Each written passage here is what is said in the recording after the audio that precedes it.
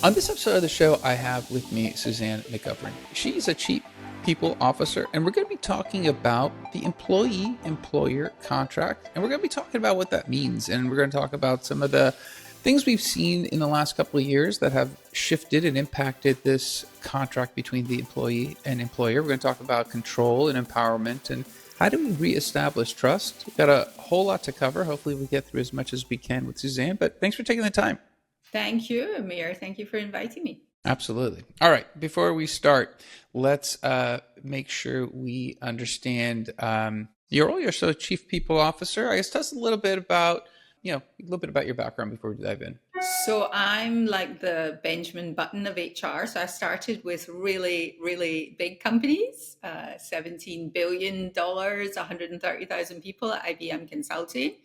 And then fast forward to Splunk, which was a tech company during its hypergrowth phase. So doubling from $1 billion to $2 billion in revenue, from 3,500 to 7,000 people. That was super fun. And then even smaller, pre-IPO, Ipsy, $1 billion startup, always profitable in the beauty space. And before that, actually, I started my career in management consultancy in London, working in London, across Europe, and then the Bay Area and around the globe. So that's a little bit about me. As I said, very big companies and lots of experience at smaller and all parts in between. Absolutely. Fantastic. And this episode will be about the employee-employer contract. And I guess I want to make sure everyone understands what that means when we mention the phrase employee-employer contract. Can you walk us through what that means to you? For me, it means, in a very operational way, you could talk about the offer letter and your job responsibilities and what the employer says they will provide to you and what you should be doing in terms of your job in return, etc. But for me, it's a lot broader than that. It actually speaks to, and you mentioned this, it speaks to trust and some tacit things that maybe are not called out, and in terms of expectations that we have. And for me, there really has been a point of division since COVID. Like everything changed after COVID, and like we're not going back. Things like flexible working, things like return to the office, things like layoffs, things like overhiring, things like market corrections, economic uncertainty, downturns, geopolitical issues, you name it, we've had it. There's just been this incredibly historic moment of change. And the companies and the people that will win will move forward and try not to go back. And so I just think there's a lot of things wrapped up in a contract that's much more beyond the offer and the things that people expect on both sides, that the employee expects and that the employer expects, that are fundamentally changed. So, in terms of, obviously, a lot of things have shifted. You mentioned trust, and we'll come back to that. So, we've had, ever since work began, we've had a dynamic that's existed, and people have gotten infrastructure, processes, comfort around those factors that went into 100+ years of in-office work. Obviously, COVID forced everyone to go remote, and we all did it, and we mainly didn't miss many beats, but obviously there's some growing pains and adjustments, and that was for a short duration of time. My hypothesis is it takes time to shift large systems like that, especially things that are ingrained in society, and you're looking to shift those. But there's also a lot of people that grew accustomed to it and realized that maybe the genie's out of the bottle a little bit, that this is something doable, that before it was you can't ever think about working from home. We don't even have that policy to, feel free. And when we talk about this contract and we talk about people's expectations, is this a line in the sand that has kind of brought attention to what employees want and employers want? Because there was this thin veil of things that are not doable, we don't ask for, but now we understand it might be doable. Has that actually helped snowball this contract conversation? I do believe that expectations have changed.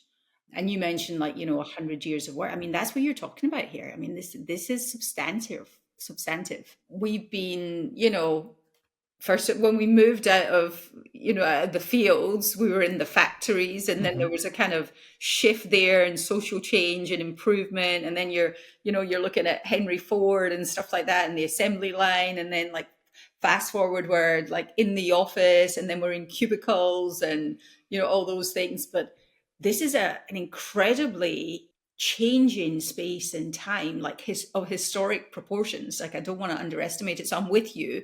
It's going to take some trial, some error, and some and some change, some going back, some going forward. These things are never linear, and a lot of it is like we're experimenting and learn right now. I will say the expectations of employees, I actually don't believe that employees, and I include myself as one of them, come to work for like massage chairs and snacks and, table tennis and games. And like, I don't think people do that. Like, that's not what they come to work. That kind of Google, everybody wants to do that. I don't buy it. My personal view is people come to work to do amazing things in a team, stuff they never thought they could do before, which is personally fulfilling because you're growing and developing as a human, learning new skills, having new experiences, doing things you never thought you could do. And then the employer benefits too, because if you're engaging those folks and you're making them their best selves and making them feel included and stuff, the stuff they can do in a team is just incredible. So I think those expectations and what sometimes when I speak to CEOs, it's like, wow, people are lazy now and people want all these things. And I'm like, I just don't know that that's true. And by the way, just like for a fact check, there was lazy people. We were lazy in the office too. It's not like this is like you all of a sudden you're at home and you're not being. People are incredibly productive at home. I'm a parent of 3, right? I mean, I'm in it to win it when I'm online and at home. At the same time, I do get that there's a ton of things we're not getting being at home. I mean, like, we're so connected now, and yet we're lonelier than ever, like mental health, depression, anxiety, suicides, I mean, we're not super happy right now. So there's downsides to this as well as the flexibility. But I think we got to keep iterating and learning. And we also know, like, on the career side, we're not getting mentorship, we're not getting development. It's not great for brainstorming, right? I mean, like me sitting talking to you, like, you want to get on a whiteboard, you want to get some posters, you want to get a pen, you want to draw some stuff, you want to, you want to iterate, you want to learn, you want to have a cup of coffee. It's not the same. There is a fatigue with it, and there's a very binary kind of transaction about it. But last time I checked, I think people wanted 3 things. I think it was a Mercer report I was reading recently. And folks want more flexibility, to your point, right? They want to have work flexibility to do work which works for them, which also works for the employer. They want to collaborate quite radically, like across function, across domain, look at new things, do new things. So those two don't sit easily together, right? We want the flexibility, and yet we want this collaboration. So, like, how do you enable that? How do you intentionally put people together in spaces? And then they want to take advantage of like cutting edge technology. And so putting that in the mix as well, like, how do you use, I'm going to say it, the buzzword for everything, AI, on an org, but in a really productive and growth orientated way, not just cost takeout. How do you give people AI and think about re-architecting the work, changing the workforce models, doing things differently, trying out things, experimenting with them, so that, again, like, folks can move and shift to higher order things, that it's not just a cost takeout. So I don't know if that answered your question, because you were talking about expectations and the way we work and what we want. And I do think that there's really polarizing headlines right now that, companies want this and they want everyone back in the office, or you're fired, and people don't want to come in, and they're bored and they're lazy, and they don't trust their employers anymore. And the middle ground is so much better. And there's a place where, for-profit companies and people who want to do good work and good in the world can come together and really disrupt what's going on. I do think there's something in hybrid for sure that we need to think about and be intentional about getting things together, getting people together. But this notion of just like bring everyone back in and don't re-architect the work so that folks are sitting on a Zoom for like 8 hours or 10 hours plus they have a commute, that makes no sense to me. That's just nobody wants to sign up for that. Yeah, 100%. Yeah, and honestly, I think you did answer the question. And to kind of dig into what you mentioned, obviously, a lot of industry has evolved. Heavy manufacturing, the United States is heavy service. I think when we talk about services, that's a big component. I think a lot of what we are maybe seeing is a lot of the processes that were born of manufacturing have stayed because you had to go into an office to make the widget. You can't make a widget from home. But with connectivity now, there is the ability to do things not at a factory, not at an office. I think the one thing that maybe was interesting that I wanted to touch on was the expectation of people being lazy. I know plenty of people when they were in the office would abuse bathroom breaks. They would abuse turning on a Zoom and looking like they were really engaged in a meeting. And not to just mention, obviously, when you could take a meeting at your desk instead of going to the conference room because it was just more convenient because you wanted to multitask. So when we look at all that and we look at somebody from home, I look at that sometimes and go, oh, okay, well, you know what? If you really look at the fine details, somebody being in the office, is it a control thing? Because if you're sitting there, then I can walk by and look over your shoulder. I hate the word policing, but I can actually monitor things that I can't see because obviously people abused things of COVID. There was people who had 5 jobs during COVID and they were being paid 5. We heard the stories. A software engineer had 5 full-time jobs, collected 5x the salary in a year, and somehow juggled it, outsourced. We've heard all the.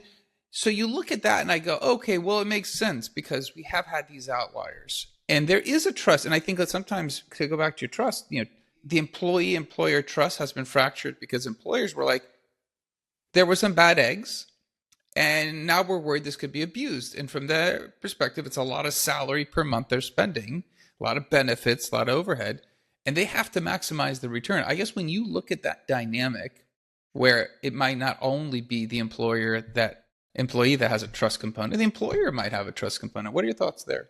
Oh, 100%. And before we dive in, maybe we are all going back to manufacturing like cars and coal, and that Could maybe be, we're, for all I know. we're not making virtual widgets anymore. Maybe we are going back, right? But joking aside, I do think there's a two-way street to the trust piece, and the control part. But I will say, like, there's always been, you mentioned this, right? There's always been abuses. There's always been people who are gonna, bend the rules or the laws. And I'd much rather allow the outliers not just to exist, but it behooves us all. Like, if we see people like that in the team or different, it's like, call it out. Like, you're taking money out of each other's pockets, or our own pockets, or devaluing our share price or what. It's not good for anyone, that kind of behavior. If somebody's in the gig economy, they shouldn't be here. If they're contracted as an FTE, then I'm sorry, that's, you actually have breached a contract there and you should be fired, right? You can't have, 5 full-time gigs. Now, if you're saying I've got 3 or 4 part-time, have at it. That's fine. If that's the way your contract is written, that's okay.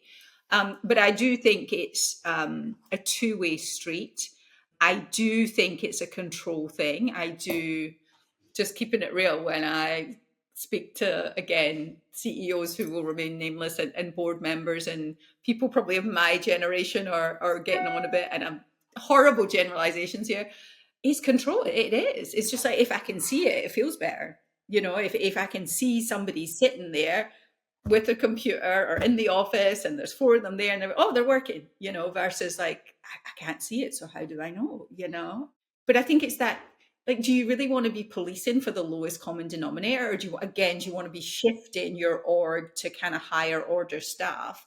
And for me, that's all about empowerment and trust. You're always going to get outliers, but I think there's almost like a corporate responsibility for all of us to call out when bad actors are not behaving properly in our org. Because as I say, it's not good for you. It's kind of toxic for the team, the culture, and it's bad for productivity, obviously, as well. I want to touch on something you mentioned early in this conversation about mental health.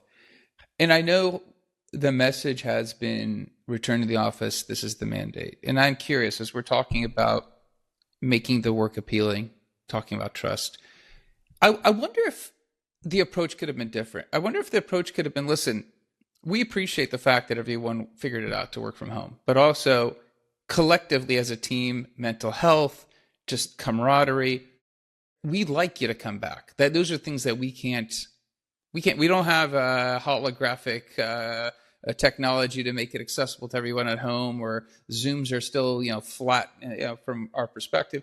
I wonder if the approach taken to extend, and I guess as an employer, you don't have to extend, quote unquote, maybe an olive branch here. I mean, there was no need. There was not anything from their side that they'd done wrong, but there was some reciprocity, maybe that employees were expecting in exchange for reconfiguring their home lives to work from home during COVID.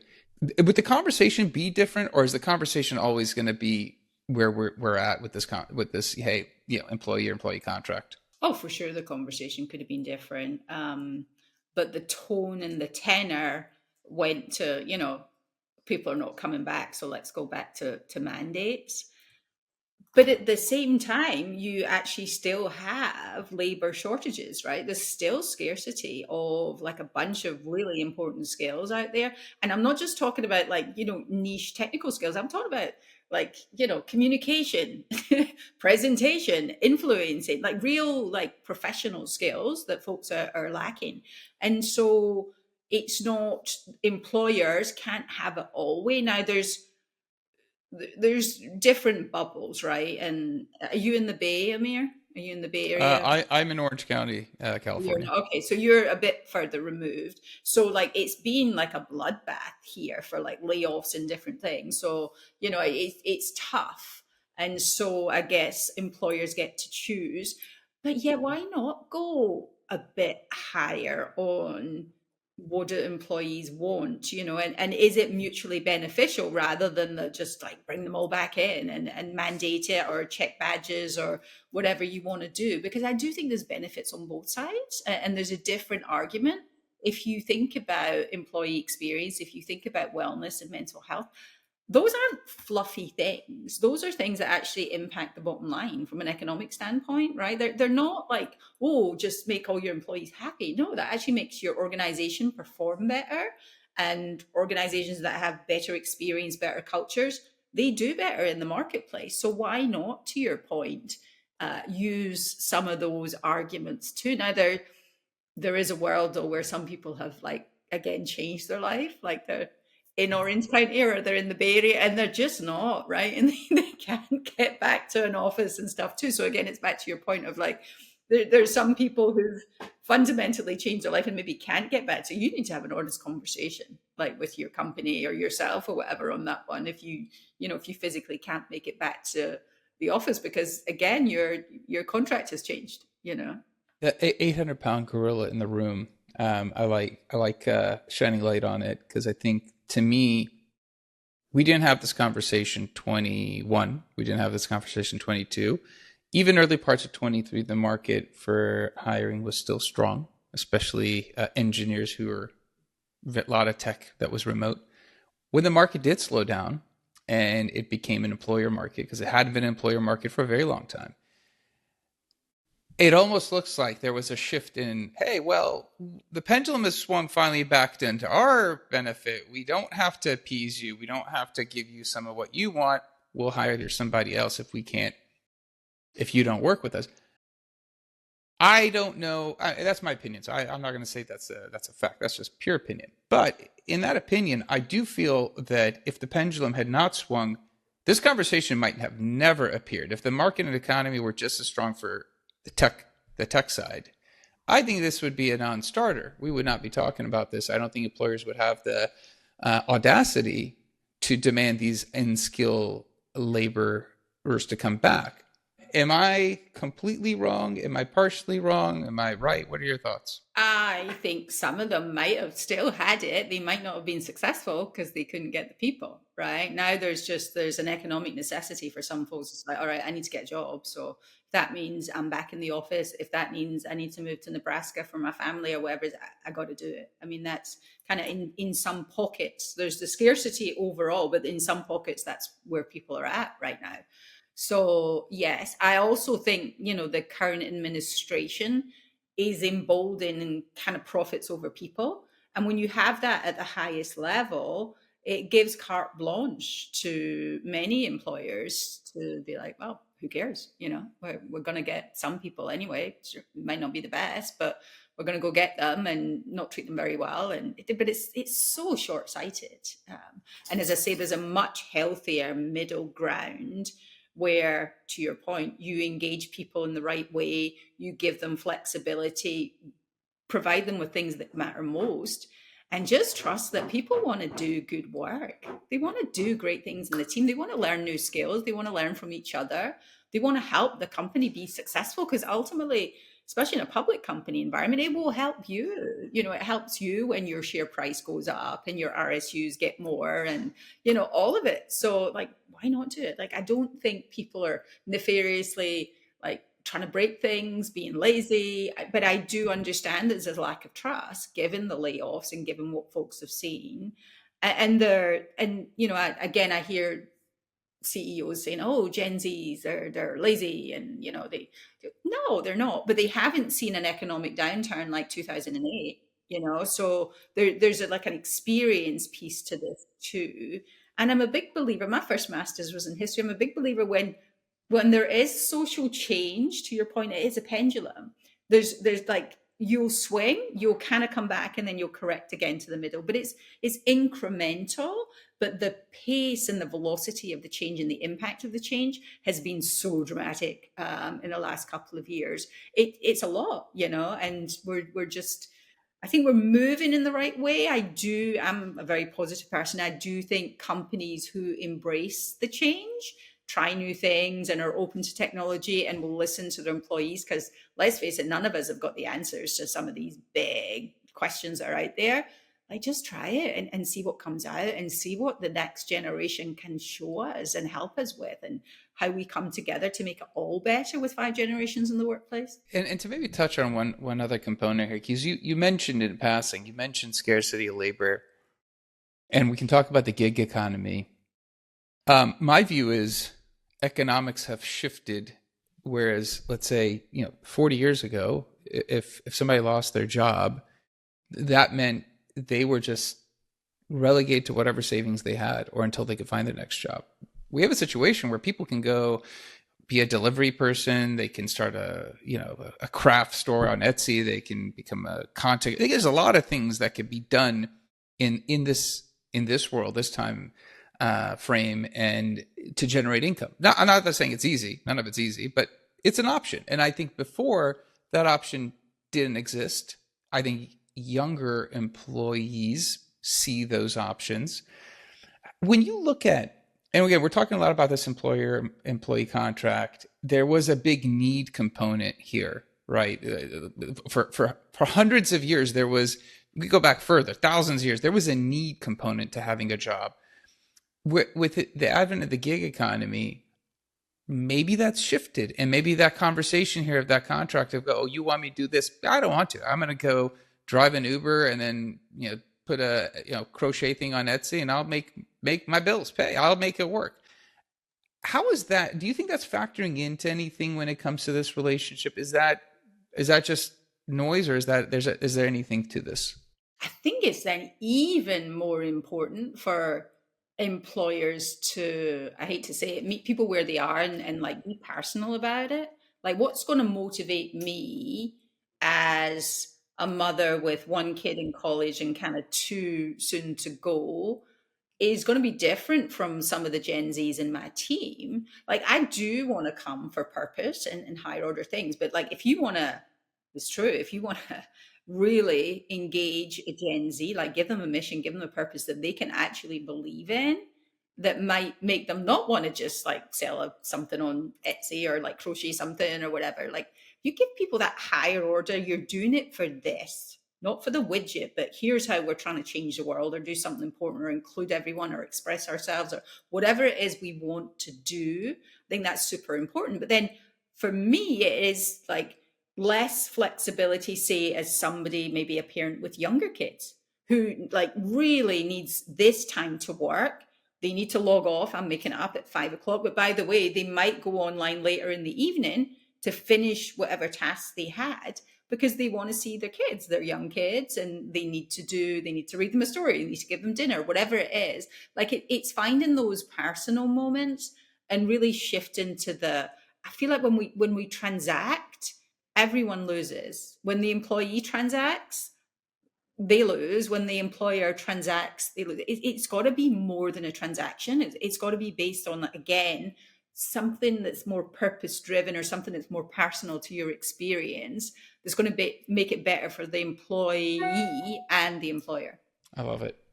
If you, I mean, obviously you speak to CEOs, you speak to other talent leaders, and you've mentioned, obviously this is a bigger problem than we might have questions with. And we've talked about making things more appealing for a changing demographic of employees. And obviously people who are later stage, they have had more time in the system. So, and they have other drivers, other responsibilities. If you're looking at making work, and you said meet people where they're at, making work more appealing to the younger generations that have seen these alternative ways of working, somebody who only has worked in COVID can, sees the discussions outside of everything we talked about.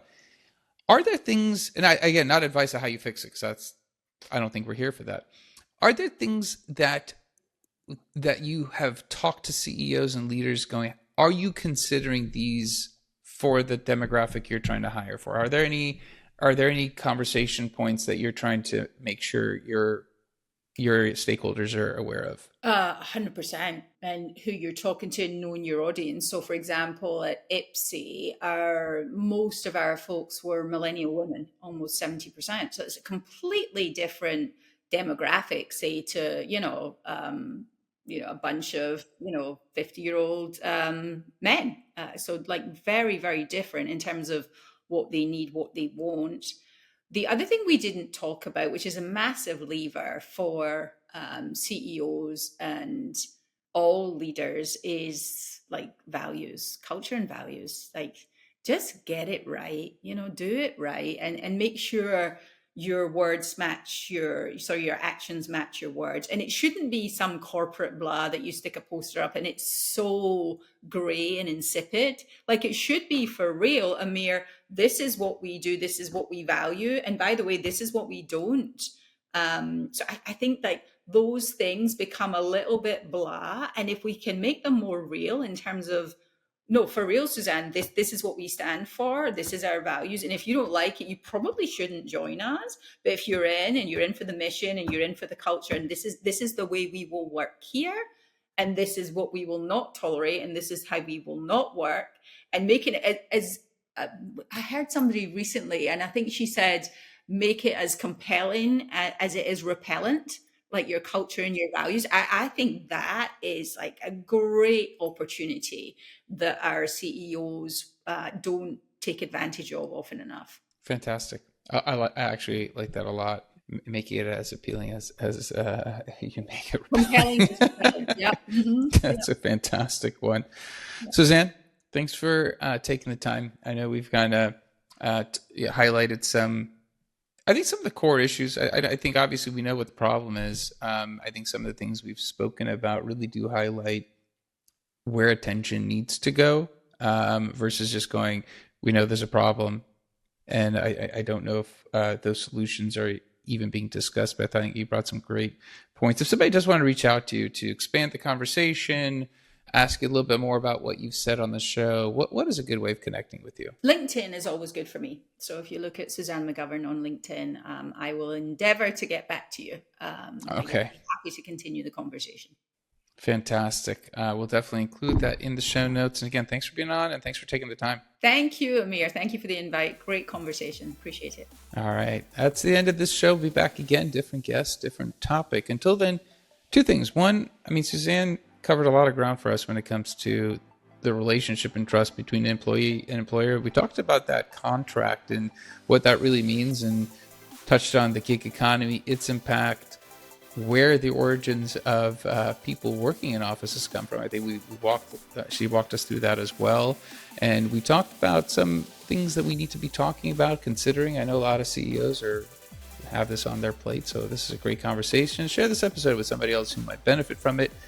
And also please like, subscribe, comment. Let me know how the show's going for you. Until next time, thank you and goodbye.